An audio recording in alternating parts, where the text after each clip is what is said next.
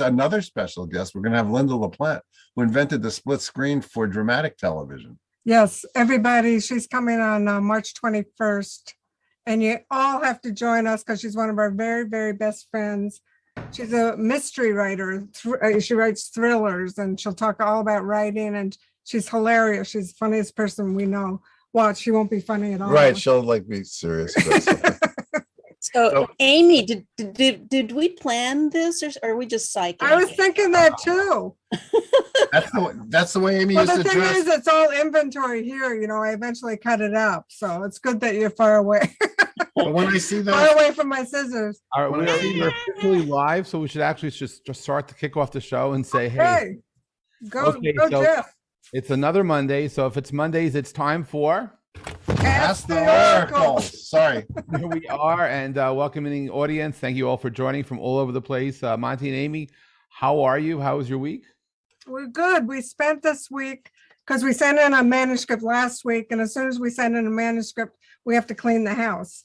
So we started in on our library, which hasn't been touched in maybe 30 years. So 10 boxes of books. Whoa, memory lane. And we hate throwing out books, but we have someone from a used book place called Black Cat Books coming over right after the show today. It's really hard to get rid of books, but at least we're passing them on. Yeah, because this place is like the Alexandria Library. We have Yes.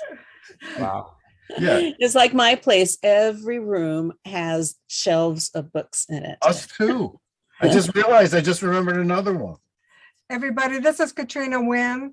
She's a good friend of ours from, a fellow tarot expert, and you're actually a licensed counselor, unlike us. Actually, in Oregon, I'm not required to be licensed because I'm actually a spiritual counselor. But I actually have a degree in counseling and had a practice for over 30 years, and call it a psycho-spiritual practice. I like that. Cool. Wow. Yeah. Wow. And the reason I chose not to go through licensure, fortunately I had a choice, is because at least in this state, and I'm pretty much across the United States and in Canada, places like that, when you go into licensure, it really narrows the bandwidth of what you can offer your clients. And I'm more eclectic in my style. So when you're licensed, it's more cognitive behavioral type work, and you're billing insurance companies, and they want to see progress reports, and they want everything to fit into their neat little boxes. And as you know, we're not the kind of people. Don't put us in a box. That's That won't work for me. And unfortunately, I had a choice here. So yay. Hey, Jeff, we forgot to ask you what's up with you this week. Besides the fact that Lauren and Harry couldn't be here and that you're doing all the technical Jeff stuff is today. manning the ship.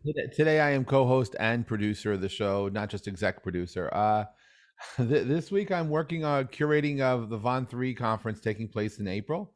I'm working on a suggested change to the format to encourage more networking. So not only great content, but provide a way for people to interconnect with each other. And I'm looking to solve the age-old problem of how to help people better connect. And so I'm focusing on that. I did find the courage about a month ago to give 2 unwritten books to a friend of mine to edit. I should say unpublished, not unread. Well, it's not. I was going to wonder about that. Yeah. So I just figured after so many years in the archives, they should just be shared. So I'm getting that done, and working on some community tools. I'm looking at where Web3 is, and bursting some bubbles and saying, okay, well, this is where it's supposed to go, but this is where we're at. And for people who support the work we do, what are the best tools to give them to show their appreciation for where we're at? So I'm looking at platforms that support creativity, but don't necessarily force immediate change on all our habits. So, We look to you for that, Jeff. We follow your lead. That's true, as does the whole world. So that brings up Katrina's and the topic today, right? Well, actually, before you even go there, Jeff, I have a pet, I don't know, I guess I could call it a peeve, in terms of connectivity these days, there's this huge assumption that everybody has a cell phone.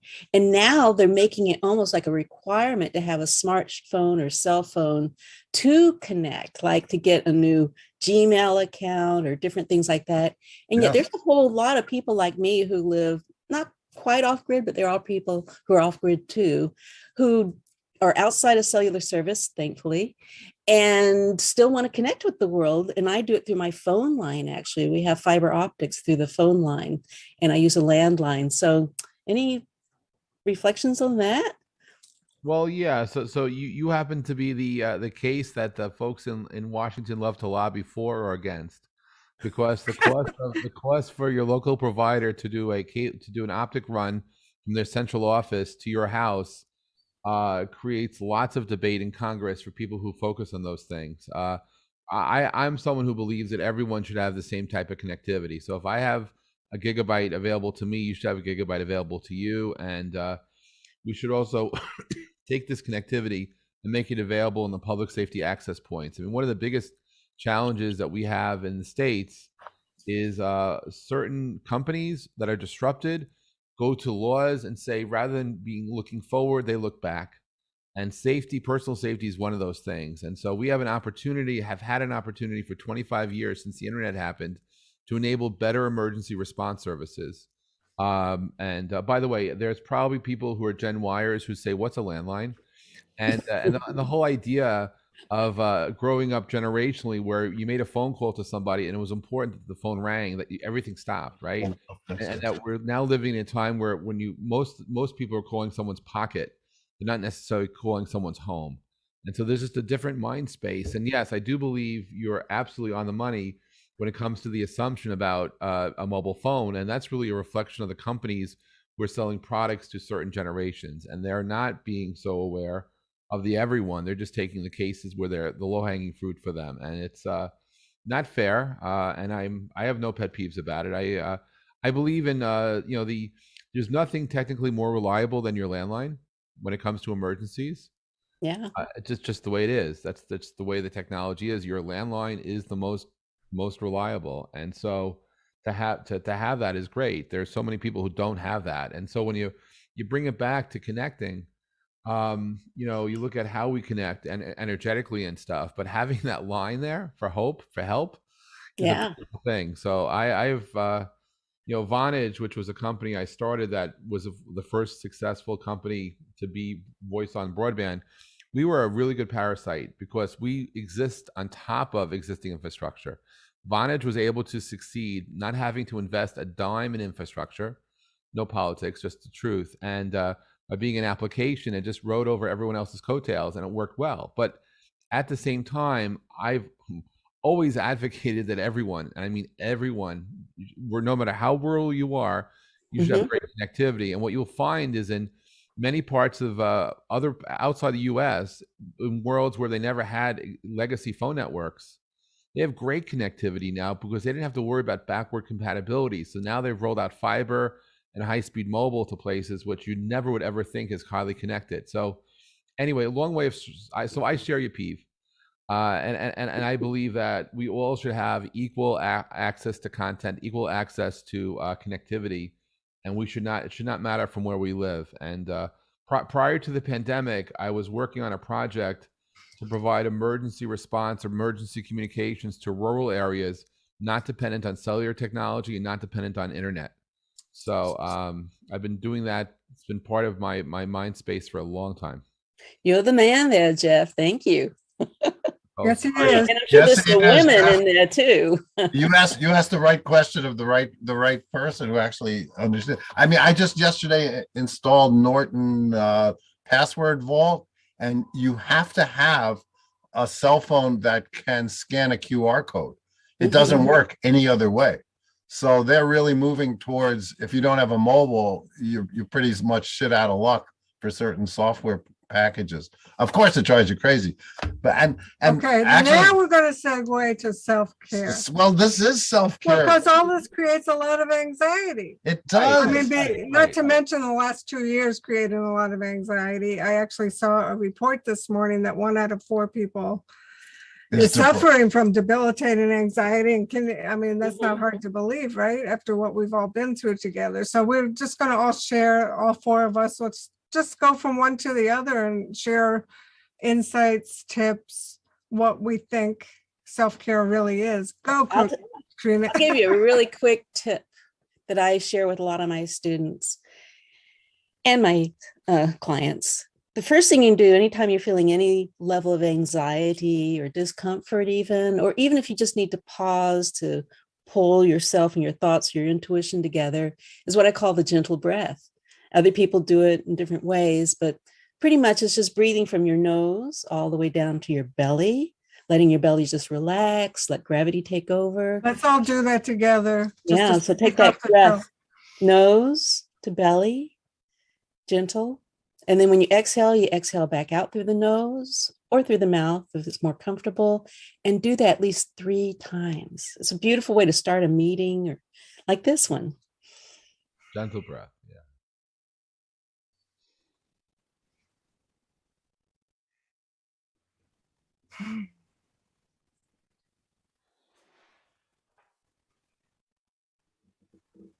Thank you. And then everybody falls asleep.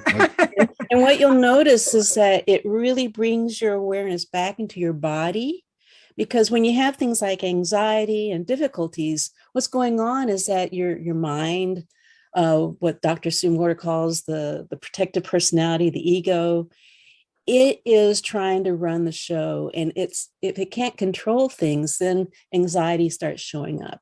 But what we need to remind the mind, and a lot of us intuitive people know this, that's not who's running the show. We're full body, whole beings, holistic.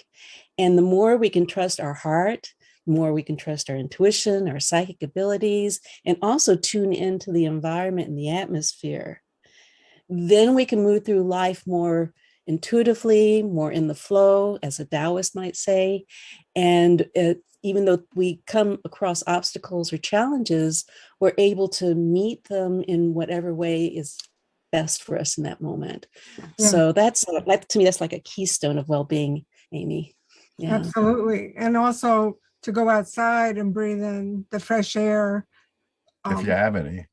Well, hopefully we all do have No, access to that. Sometimes in the city, it's not so fresh. Yes, but it is air outside.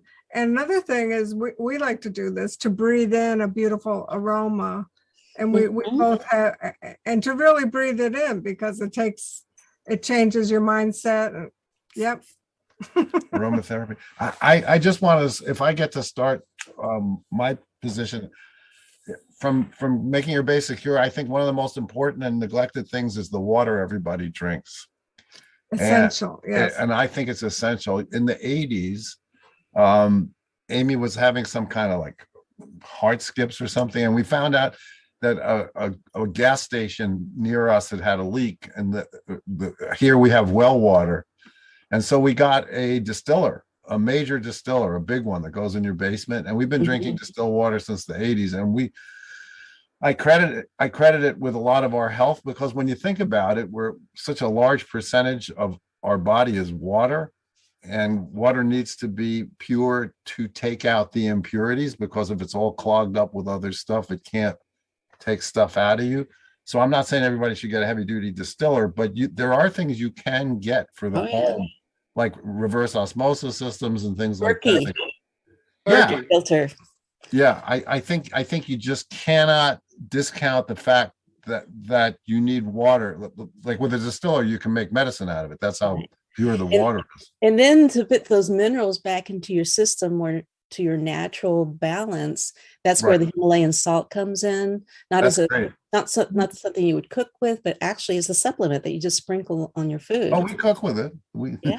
Well, you can, but it's not effective. It's got like 40 amazing minerals in it, because it's from the original ocean, which is where we originally came from, supposedly.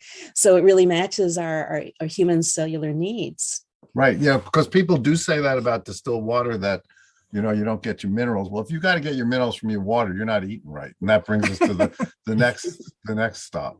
Yeah, and Right. that's where I live. It's very chop wood. Seriously, chop wood, carry water. I maintain my own water system. Just yesterday, I was picking up wood that we'd cut some trees down, and because it was just time, they were getting very tall and thin.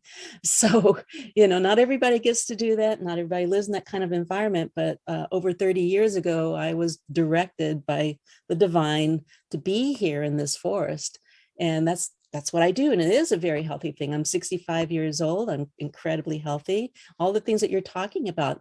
And even, maybe not everybody has those opportunities, but anything you're doing, like what you're saying, Monty, in your area to increase your well-being, that's going to have a clear body, clear mind. And also with our work with tarot and oracles, then we can be clearer channels for others and for ourselves. So That's true. that's very, very baseline. It's like Maslow's pyramid of needs. It's like the bottom, the basics. Right. Also, chop wood, carry water puts you in the moment, which is essential for your well-being and for self-care. Once we're put in the moment, then our anxieties are not there. You're just focused on what you're doing. That's why I love making art. It focuses me completely. Doing a reading puts you right in the moment. And Jeff, I love that one of your practices is staring at the stars. Yes. What a beautiful self-care exercise that is. Well, that's under my larger category of me time. It's not selfish time, right? But it's to say that I matter, and me, I need to take care of me, and there are different ways that I nurture myself, right? So wherever possible, and I do mean wherever possible, if it's a clear sky and it's near a new moon, I will go out and look for the stars because I just enjoy the magical moments of clarity. And it doesn't matter how clear the skies are. I know that where I'm looking, and I know what I'm looking for. And it's whether I catch a shooting star, whether I capture, a galactic, a celestial object. It's that moments of relaxation where it's not just gentle breathing, but because I do breathe in those moments, but it's also just taking that time. And I use, for self-care, I have became an advocate of me time, and it's not selfish time, but it's time that I need. So like this particular weekend, while there are many other things happening in my life at this moment that do deserve time and attention, I participated in something incredibly geeky, something that brings me back to when I was 18, but I participated remotely in a ham radio contest. There was a bunch of people congregating in Peru, Massachusetts, which is a small town in Western Mass. And I connected remotely, and I operated, I think, 12 hours over 2 days. And I had a blast. And I spoke to folks all over the world. And it was a real competition. I mean, it's actually a mind space competition, but it was fun and I enjoyed it. I didn't have to answer to anyone, but it was an absolute blast for me. Not as fun as doing night photography, and certainly not as fun as other things, but I did it because it gave me a chance to reset. And when it was over, it was like, wow, and I did this. And because so often, 35 years passed between the last time I did a contest and when I started participating a couple of years ago. And it was one of those things that I really didn't realize I was missing until I did it. And it's just magical. So so that me time, the self-care is so important because, we want to be productive each day.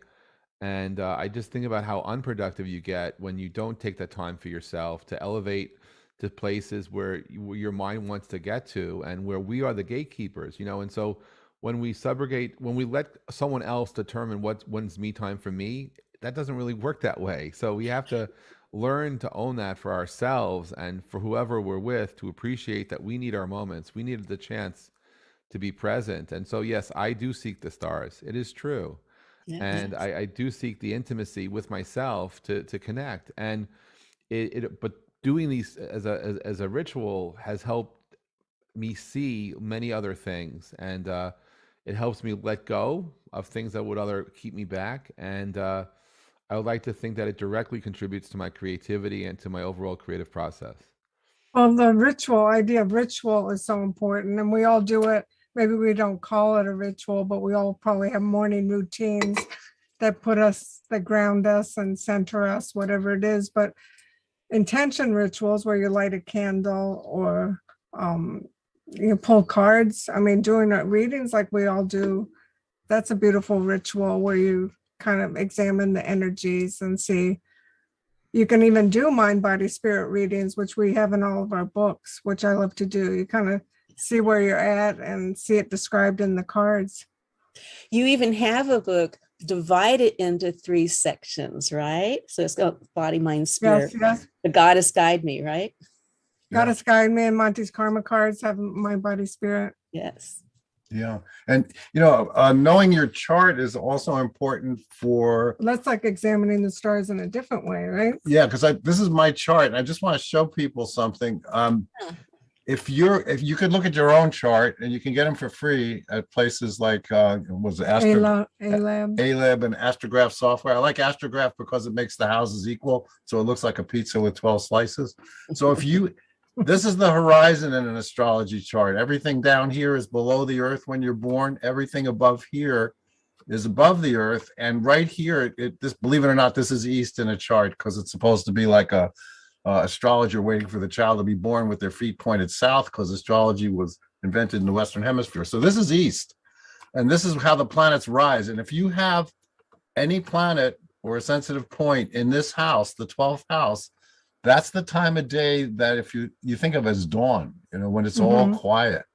And anybody with planets there needs alone time every day, and there's no way around it. And if you don't have it, if you don't have a door that you can lock and be alone or whatever every day, you're going to be off balance. And this is like sort of, I guess, the me time. Me time is not an option here. It's a necessity. I guess me time is not an option anywhere, really.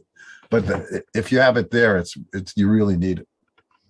I always think maybe we're talking about aligning yourself, your mind, body, spirit. Like the goddess. Sometimes things start in spirit. So if you're not attending to that, it'll filter down into your mind creating anxiety. And if you don't take care of it there, it's going to go into you physically. I'm a visual person, so that's how I see it. But I think we can all understand times in our lives when that's happened, right? Well, that explains. So you want to take care of it up here first, right? Because that explains the somatic, like soma, the somatic origin of illness, right? Right, Katrina? When we talk about the origins of what we call illness, that could be a show in itself. No, for sure. But one way of thinking of it is that we're just pure energy, but we also have different vibrations within ourselves. You can think of them as our chakras or the wheels that are turning. You can think of it as the aura, the bodies around us. And sometimes things start with our ancestors. It could be with our epigenetics. It could be with our DNA or there's just so many ways of looking at it. But guess what? It doesn't matter where it came from.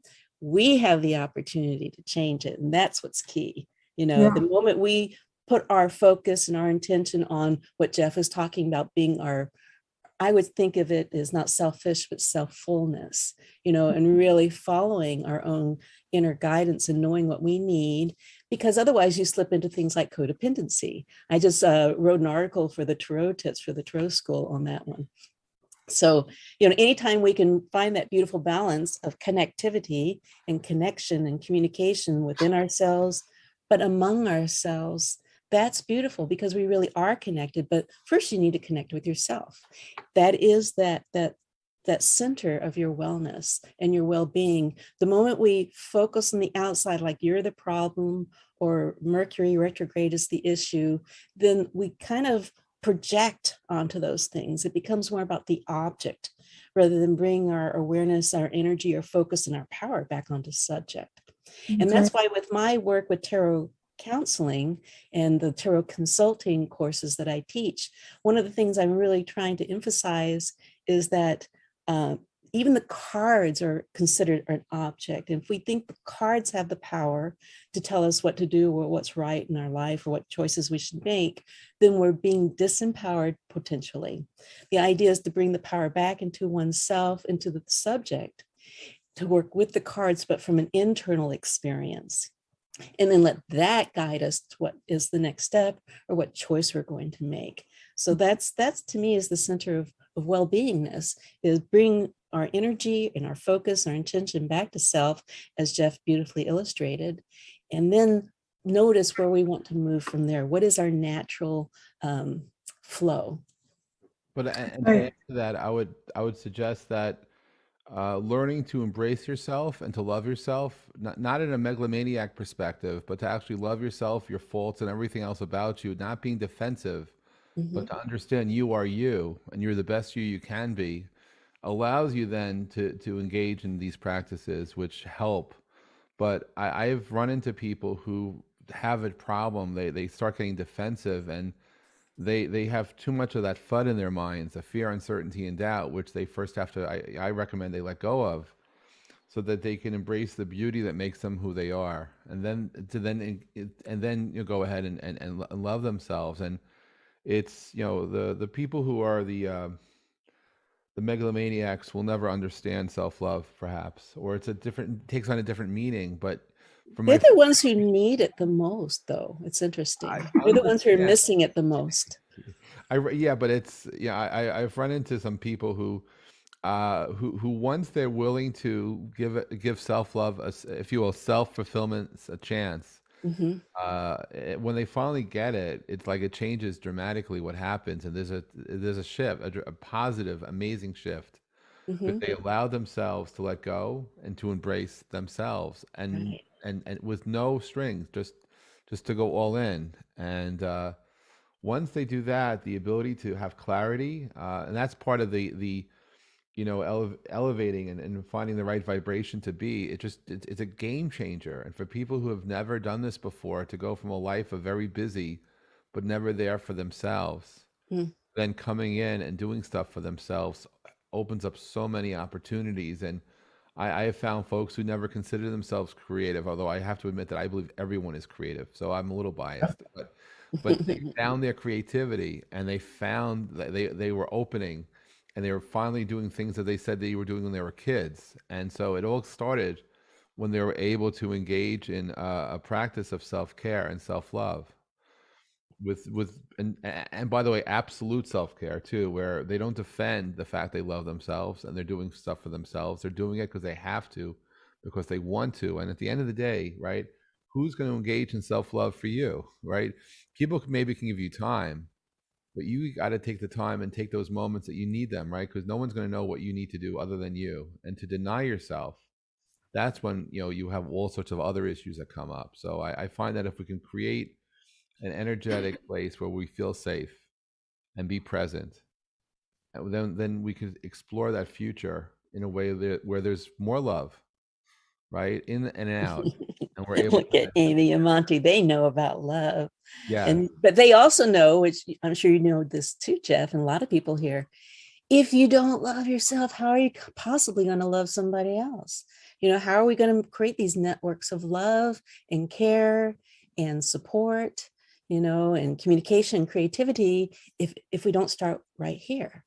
We help each other love ourselves more. Yeah. It does. And didn't the two of you also write a book about that one? Yeah. It's called a soulmate path. But I think we talked about this here before, is that when we started to write it, we both started it off the same way, saying that if you're not comfortable being alone, you won't be comfortable being with anybody else. Mm-hmm. But we do a lot of preventative self-care. Yes. Oh my God. We Yes. massage each other. I don't want to make anyone feel bad, but we massage each other every day. Yeah, but they have But those you can things you can massage do. yourself. Like Yeah, you massage yourself too, but that's like an essential preventative there you self-care. go. Yeah, I have that too. They have all kinds of awesome. gizmos. Well, show them how it works, because they're going to think it's like yeah, a weird tool. Or like a something for hiking. This is an awesome tool, everybody, where you can really control it and reach your back and reach all different parts. Well, I think the thing is you have to understand Also- that yes, we're divine beings, but we're also animals too. And there is, like you said, Maslow's hierarchy of needs. When you're in the woods and the disaster is struck, the first thing you're supposed to get is shelter, believe it or not food, not water, but shelter. After that, you go for water, and then after that, food. So I think that those needs should be met. I think the But we pandemic make has very shown. delicious food. Yeah, We make our house very beautiful. we're so fortunate, but I always try, when we're having these discussions, I always try and apply it to everybody, because You some want the people yeah. can't even afford the cell service, let alone a cell phone. Well, one thing I know about our audience, they're pretty sophisticated with, what working on themselves and looking. That's why they're here. They're used to, wanting to find out more about themselves and how the universe works. And so they're already on a good high frequency here. So we're just sharing, we did write this book, which is all about our self-care tips. It's called Astrology for Wellness, which is very customized to each sign. We even talk about bedding. We talk about, how you like to sleep. And Monty's big tip about sleeping is forgive everybody before you go to sleep. Thanks, Joyce. Thank you, Joyce. Joyce from her extensive Zerner Farber library. Yeah, because I'm a great believer in boring yourself to sleep. So you start off forgiving yourself. Sleep is an essential self-care practice, right? I can see people starting to yawn already just for me saying one word, I get them yawning. Wow. I don't know if you've heard of Dr. Joe Dispenza, but he has this interesting meditation. meditation. The Secret. Yes. And he talks about and there's many systems that do this, including translations of the words of Jesus, etc. But the idea being, if you visualize your future the way you really want something to be, the thing you're not quite completely identified with, and you feel it now as if it's already happening, then that in a sense creates it. But I would take that further. Anytime I have difficulty sleeping, I imagine myself sleeping. That's a good idea. It's like I'm going to actualize my sleeping, and then next thing I know, I'm asleep. And I don't even know I'm asleep, but still I'm asleep. Of course. And sleep is a big issue. I'm surprised we haven't done a book on it. Well, I mean, it goes back to the anxiety. It goes back to the anxiety. What, the sleep oracle? Yeah, well, the sleep oracle, because because we did something You called put it under your pillow, and well, we did chakra meditation kit, and I did this whole musical thing, and I did all these narrations, and everyone was like, "I really like your DVD. It helps me go right to sleep." So maybe it can be repurposed to help people sleep. Yes, it can be. Yes. Well, yeah. What's cool about sleep, and I'm going to bring this back to psychology for a moment, is that we as human beings, again, energy, vibration, our brain waves function at different wavelengths in terms of our different levels of awareness or awakeness.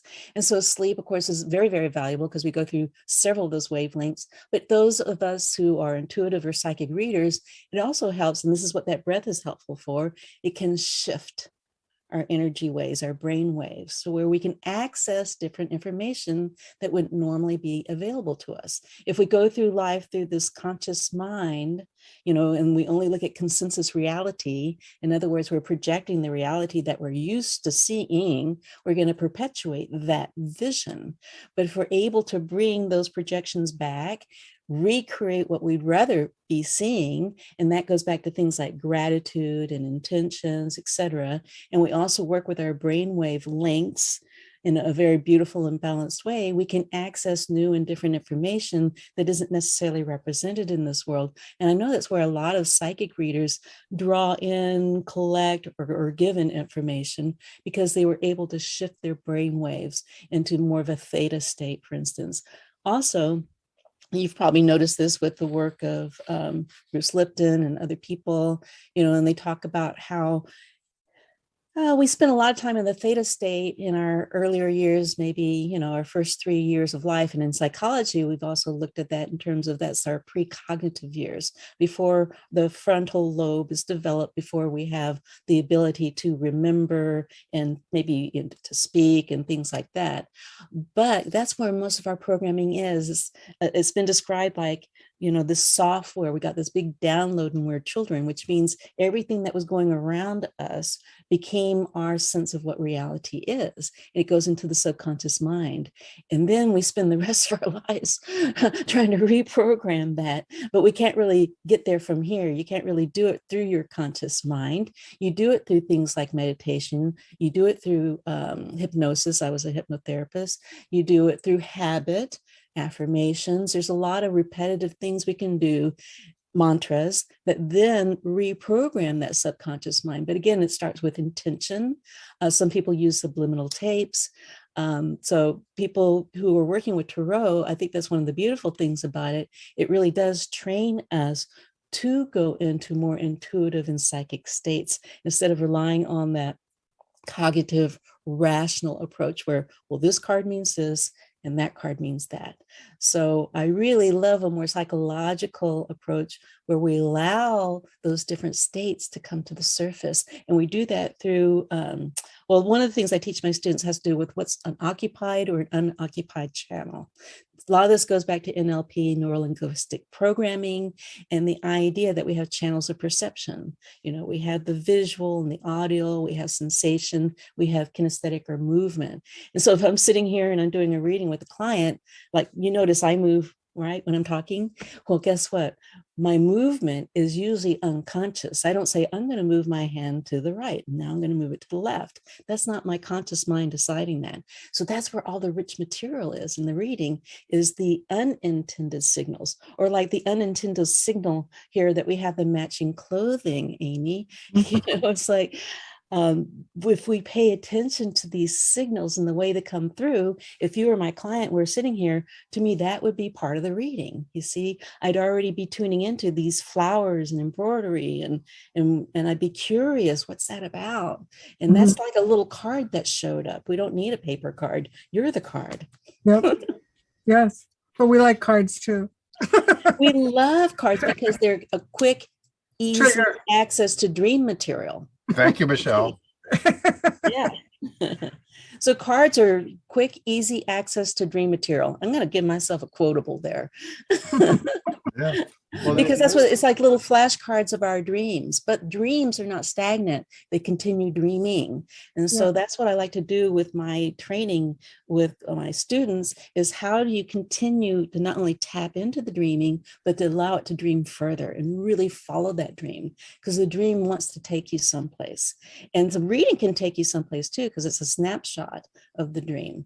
So there's just this beautiful interplay between dreaming awareness and what the cards are bringing to the surface. Yes, well, it's all about reading energy. I mean, what we're talking about is reading the energy of the day, reading where we're at. If you live with someone else, we want to read where they're at.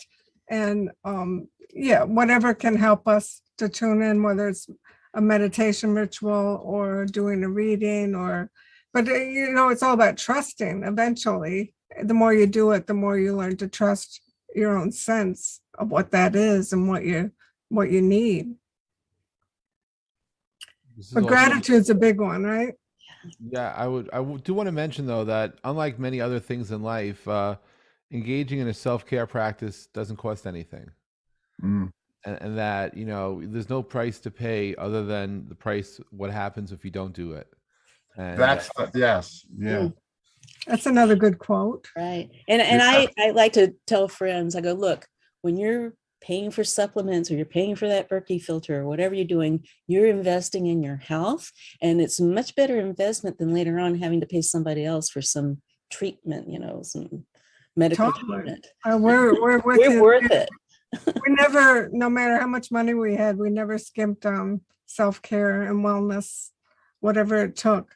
Yeah. I mean, as Bob Dylan says, you got to serve somebody. You're going to give the money to somebody. You might as well give it to, instead of giving it to the doctors, you might as well give it to the natural food people and the supplement people and the workout people. And taking care of yourself is the best investment you could make, because if you don't have a secure base, you know, we live out in the Hamptons. I've done readings for a lot of very wealthy people. And a lot of them would give anything to be healthy again. And so being, taking care of yourself now, because we're all going to get sick with various Also, things. those times in our lives where Cancel have, culture. when we have gotten sick, it takes us on a journey of healing Right. to learn more about why and what and how it happened and Yeah, but how what I'm we can saying is, prevent it from happening again. if you're already on a journey to wellness Yes, the chances are that, beforehand, yes. the chances are you're going to be in a lot better position to fight it off. That's all. I'm sorry. That's all I'm trying to say. Michelle Marie writes, health is wealth. And yeah, it's Yes. untapped Dr. wealth. Bronner. Michelle Marie just said that too. Yeah. Absolutely. Right. I actually, little known fact, two facts. Hey, Jeff, for one thing, ham radio is a very important skill to continue having because that is also a backup emergency communication device. Yeah. I actually got my third class radio license way back when you had to take the test at the FCC. So I have a lot of appreciation for that. On the other hand, I also worked my way through college, working at different natural food stores. Actually, it was one store, just kept changing owners. And then after I graduated, I actually had my own natural food store until I decided for graduate school. Really? That's so cool. So I very, very strong background. I love you guys are like singing my song here. Yes. Yeah. Well, it's a lifelong journey to discover, but I think there are some basics that we all got into. I mean, us in the 70s, I don't know, we're a little older than you, but yeah, there's those basics that you learn. Well, food no is sugar, right? Food is what got me into it. First, reflexology from, I think I've told people here, that mean gym teacher I had that was so healthy. When you're 14. When I was 14, and I realized reflexology worked, and then this guy was stronger than anybody and older than everybody, and they couldn't fire him because he lived on sprouts and God knows what, and he taught me about that stuff, and that just sent me on my journey. And then the next thing you know, I was reading autobiography of a yogi and doing all this other stuff, and then I met Amy, and then I learned astrology. So it is a lifelong commitment to making your base secure, I guess is what I'm trying to say. And it's the only one that matters. It's the only commitment that matters. And people come into, I always say this on the show, but people come into your life when you need them. Right. I remember like in 1979, I started having anxiety attacks, and our local doctor became an acupuncturist, and I was like his first client or something. And he was a Harvard trained doctor. Acupuncture is so powerful, and you really start to Yeah. learn how. Yes. Joyce has every book we have. And not only that, but through the wisdom of ancient Yes. medical health devices like acupuncture, truly understood that the body was electrical. They were following the Yes. electrical currents. And actually, my partner is an acupuncturist. Really? Or, yeah, Well, you're so lucky. yeah, that's a powerful stuff. I love the herbs, I must say. Excellent herbs. I feel like I'm well cared for. Yes. The I herbs think are very powerful and have helped us in many ways. But yeah, you have to find good healers if you're going to get into all that stuff. And, people should come highly recommended. I think there's so many more people available now to help, when you need them. But to tie it back in with things like cards and reading, I just love there's a growing number of decks and books. you're not kidding. Teachers who are focusing on health and well-being and how to work with the cards. I think it was just like a little over a week ago, I taught a class and I called it Ancestral Trauma and Healing with Tarot. And what we looked at was how does our current health, how is it somehow connected with not only our parents or our family of origin, but those relations, and then further back, and then our cultural influences, our place influences, as some of you might know, Nancy Hendrickson talks about in her book, and Ancestral Tarot, I think it is. Yes. And, so I take a different approach than she does. She's more of a genealogist. She does a great job with that. Me, I'm looking at what is the energy, like you were mentioning earlier, Amy, what is the energy that got carried forward? What is that traumatic anxiety that got carried forward? And how can we work with the tarot to help us heal and move through these things and dissolve them in some way? So I think tarot is an incredibly powerful tool for that. I think if nothing else, that'll put us on the map. Totally. I so agree. I mean, we use it privately and personally, just to help us tune in to identify the story that's happening and the story that happened before. And it's so powerful. Plus, you get to look at art.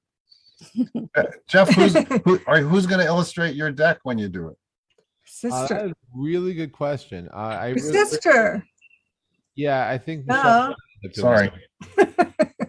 I think Michelle will end up doing it. Oh, good. No, that's good. Yeah, either that or it's going to be my star photography, one or the other. I have I picked out 46 pictures so far. So Wonderful. but it's the trouble. I don't have high enough resolution, so the cards can't be that big. So they're big enough. I mean, but I can't do posters. They're just the resolution is not that good because I never saved it high enough to be repurposed. I see. But I have I have my words though for the Entrepreneur Oracle. I think it's all done. I've been building it for the past. I started working on it before I realized I was doing it.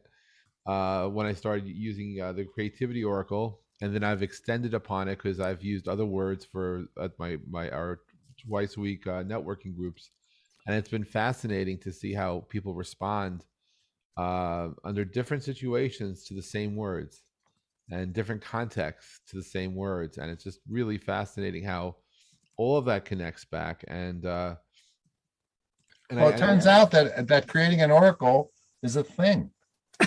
And it's like doing yoga, and it's a lot of Or people becoming a yoga teacher. or becoming a yoga teacher. It's like, I think it's a great thing. It's just, we never realized that. I have to plug the Creativity Oracle, and Thank you. your friend, our friend Steven, I somehow Lauren got me this book as a hint. Oh, Oh, great. good. My Oracle done. So I ready. Yes. It's by Stephen Bright, Katrina. Who was Right. a guest on our show, and they actually, his publisher, who's really good publisher, has come to the conclusion that there are enough people out there creating their own oracle that there should be a book about how to do it. And so that made me realize, oh my God, it's a thing. It's like yoga. It's like doing push-ups. It's like doing preacher curls. It's part of the thing. It's a wonderful process to follow. I was actually following my own process. I like the suggestions, and at the same time, it's a whole frothy ecosystem, and these are the types of things which don't go away. The needs, the trouble, of course, Monty and Amy, is that you guys helped pioneer this world before it was cool, and now that it's cool, it's now trendy, So Oh, don't worry, we'll think of something else. We'll be okay. We got 4 coming out this year alone. No, we're okay. I mean, because we have a track record, so we get to go with the big publishers, and they get it right in the stores. But we're just so impressed with the number of people that are doing we went to Barnes and Noble the other day. It's like a waterfall of oracles. They have a whole bay of oracles. But it's like Katrina was saying, it's a beautiful thing that so many people want to strengthen their awareness and, use the kind of tools that are inspiring that. Yeah, and people who write about the same thing, people writing about the oracles or writing about it's a healthy practice in itself. Because there's a book called Meditations on the Tarot, which is a very sophisticated book. By actually. Anonymous. By Anonymous. Right. He And writes a then lot of stuff. on the ethics side of things, just a reminder, I think we all know this, is stay within your scope of practice, which means if you're not a medical professional, you can't really give medical advice. If you're not a legal professional, you can't give legal advice, but to have a referral list so that you have people that you trust that you can pass on to your clients so they can take whatever work got started with you further. That's a good idea. Yeah. We always say we don't talk about health and politics here, but we always touch on, it's hard not to touch on health because everything affects our health. Yes. And that's the whole point of, strengthening each other. We would talk about things that are like a health supplement. Engaging in a practice is a good thing. We provide supplements. That's right. Yeah, but the thing is some people, something that'll be good for you will kill someone else. So you got to be really careful. You can only talk from your point of view, what's worked for Right. you. But look, I think using the words from the tarot as well as from the various oracle decks to help break the ice and to have a conversation. Yes. Times the best and healthiest thing you could do, because one of the challenges we have as people is to have those intimate, very important conversations with a loved one, where for some reason part of the human experience is that you can tell a stranger your innermost secrets, but to raise that same topic with someone who's so close to you is so hard. And I've actually had situations where I've used cards randomly pulled with certain words to break the ice, or to at least set the context to a conversation that then helped ease what was coming next. And so it's just fascinating, the tools we can use. And again, you talk about healthy, right? To go to bed stressing over a situation, right? It's one thing to forgive, but it's another thing to worry. And my dad always used to tell us that worrying is a waste of time. Yet sometimes we still carry it with us, but to let go of the worries and to allow ourselves to be stressed, to have less stress, and to have meaningful conversations, it just changes our own day to day, right? And that's, again, these are free things to do. People spend lots and lots of money, Yeah. but this is all free, right? To have the conversations, to be open, and to love who you are, and to embrace what you want to do, and then allow yourself to do it, right? So it's what we do to ourselves sometimes that no one else could ever do that hurts us the most. So when we allow ourselves to be on the loving side of it, and to embrace in self-love, and to follow our own creativity and allow our unboundedness to take us to places we never could get to, that's amazing, right? And so it's one thing to believe in someone else and what they can do, but when you learn to believe in what you can do, anything becomes possible.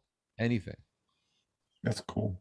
I was just going to say that for those who are seeking a partner, and if you get involved in a wellness practice, that should attract to you someone else who's doing that. And it's not a great idea to partner up with someone who doesn't believe in what you're doing. I mean, this is just my opinion. A lot of people think opposites attract, but I think that once you get involved in anything like skiing or eating right or whatever, you're going to attract to you, and you're going to be in places and positions where you're going to meet the right kind of people. Also, yeah, you like to share it. You like to share what Right. you've learned, and you want to learn more from other people. And yeah, it's a certain, I love that Monty likes to take care of himself, and I learned so much from him, and vice versa. That's for sure. No, I feel like my life started when I met Amy, but because growing up in Brooklyn, it wasn't chop wood, carry water. It was chop water. The water was so bad that, you couldn't really drink it, with the roaches floating in it or God knows what. But my journey to health, I feel, led me to where I am right now. I think, but I can't be sure, but I think so. Hey, And it's just one step at a time. So no matter where you are, you can just take one more little step, right? Yeah. That's what you're saying. It's a process. So you just start someplace, and it starts with an intention and maybe a little research and Yeah. yeah. I mean, one minute I was, eating at this restaurant that Sri Chinmoy had in Queens. The next minute I was playing there with my friend, and John McLaughlin and Carlos Santana were playing there also, because they were devotees of Sri Chinmoy. So you don't know where things are going to lead you, and that's that's what's fun. that's what's fun. Yeah. Hey, Tamara, thanks for saying that. Thank you. She likes our stuff. Sometimes we pull cards now for everybody. Yeah. Just a couple, see what the collective on this topic might be for everybody. And is that right if I pull a card to let people Yes. know about my website? No, definitely. That's why you're here. Which Yes. is also in the chat, right? So that's tarotcounseling.org, O-R-G. That would be the place to find me. I failed as producer. I have not engaged in shameless self-promotion on behalf of all of us today. So please put the links in the chat. Okay. Okay. Yes. And then my professional tarot consulting certificate course, which is actually starting on the 15th, if you're interested, level cool. 1. Oh, that's great. And that's on global spiritual studies. So yeah, I'll put that in the chat. Somebody here said they loved your workshop the other day. Yeah. The ancestral Cool. workshop. Nice. Yes. Has really wonderful attendance. Thank you. Oh, that's Yeah. great. So I'm Yeah, going and, for a that's, while. and you can probably relate to this when you're bringing in something that's sort of cutting edge, but actually my students asked me to teach that. I'm a little shy. I'm an introvert. So I usually wait, and then people ask me to do things, and then bam, I do it. It does. It makes you do it if somebody Yes. asks you. That's what we like about books. If our publishers come to us, What card we did you write. pull? I didn't pull one yet.